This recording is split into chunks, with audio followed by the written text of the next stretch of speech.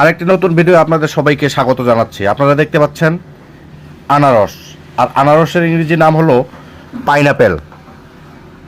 দেখেন কি সুন্দরভাবে আনারস খাচ্ছে। আর এটি হলো রসুন ক্ষেত। হ্যাঁ, এই রসুনের ঠিক ডগাটা তুলে নিয়ে খাবে।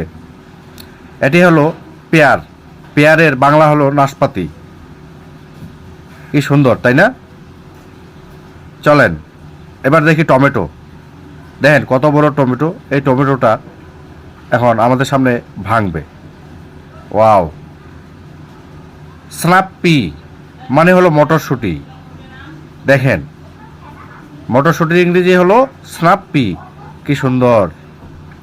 এবার দেখবো আমরা হলো মিষ্টি আলু, সুইট পটেটো ইংরেজি নাম।